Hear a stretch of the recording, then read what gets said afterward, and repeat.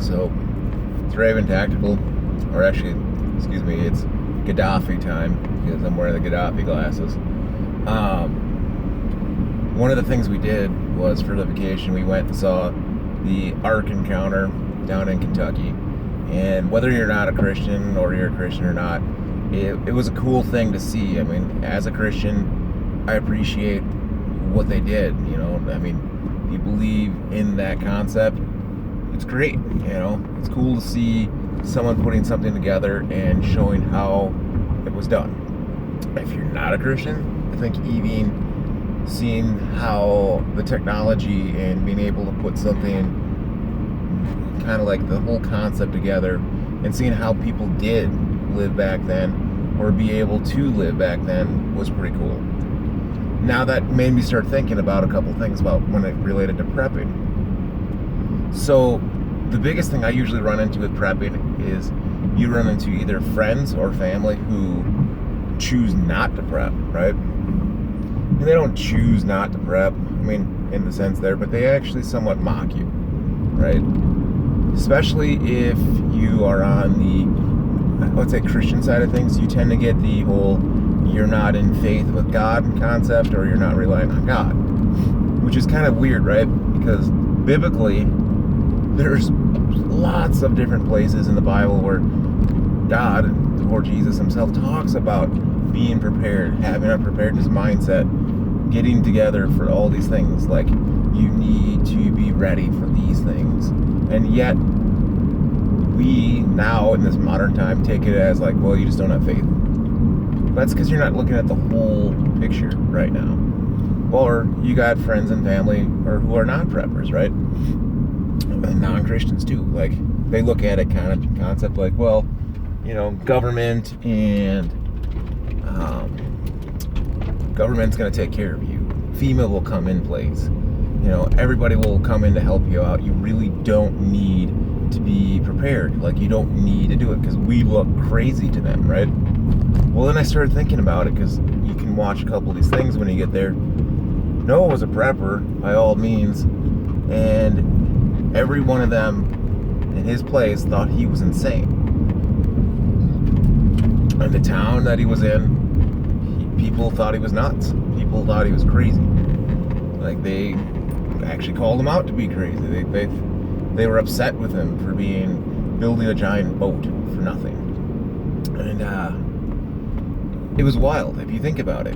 And it wasn't the ark. The ark wasn't built in a day. I mean, they're estimating between 40 and 50 years or so. So I mean, you're talking a lifetime. Well, a lifetime in our lifetime of preparing for one event. And out of all the people in that whole big city and all the people in that land, 8. And it was Noah and his family. Nobody else came. Why? Nobody else believed.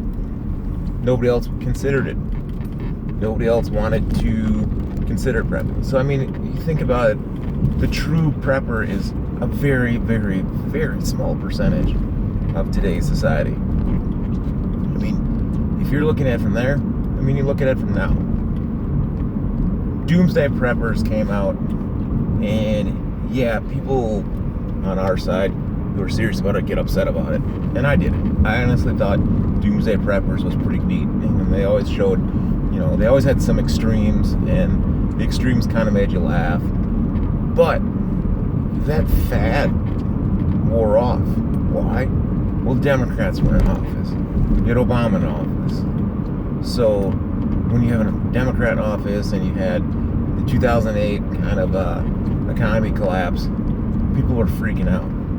So it became mainstream. It became the in thing. But now, Trump got in office. Well, it's dead. The Patriot movement is dead. Why? Because as people, we sit here and go, oh, well, we can rely on Republicans to take care of us because we have the House back. We have the control back. So we're all good. We don't need to. And I've always said this. Trump winning in 2016 didn't change anything for us. It didn't change it for me or you. And it didn't change it in the concept of like, I'm so excited for this. what it changed was it gave me 4 to 8 years of maybe kind of a buffer, where I think if Hillary got in, it'd be a more extreme change where that buffer's gone. You know, you're not gonna get the 4 to 8 years of grace. I mean, we have this opportunity now, and majority of people are laughing at it and blowing it. And you know what?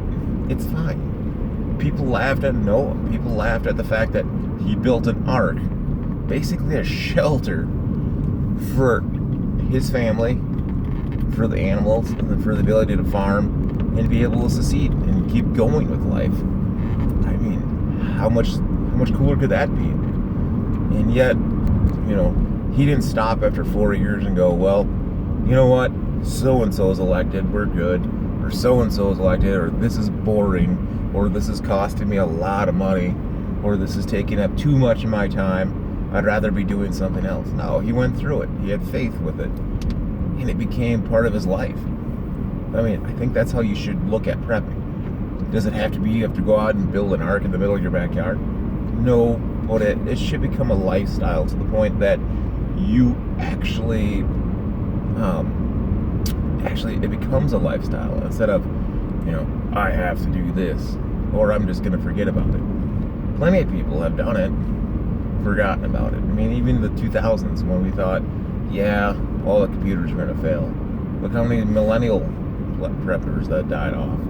People got scared and whoop, well, everything was for sale in 2001. I think I just lost my mic.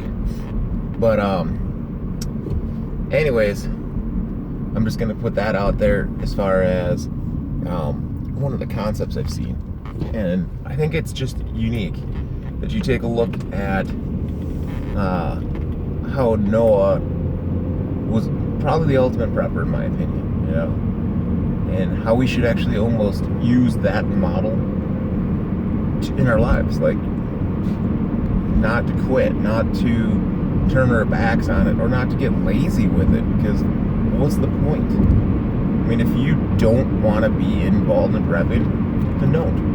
If your family and your friends mock you for doing it, well, guess what? When the time finally comes and that rain finally comes down, or the floods finally come, do you want to be the one that goes, yeah, they were right, or I'm right? Because something at this point is coming. Whether it's civil unrest, flood, or disaster, there's always something that's going to happen bad, to some degree or not.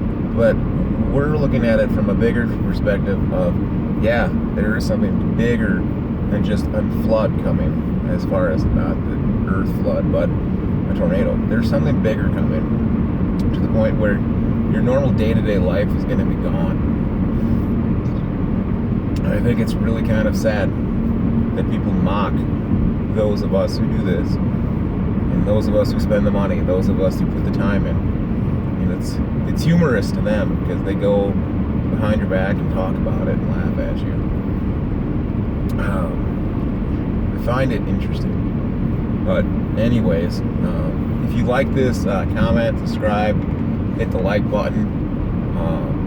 We are growing pretty good. We just recently almost got to 90. I think we're sitting at 89. If you can share this video across, that'd be great. Sorry for losing the mic halfway through it. The battery died. But anyways, have a good day.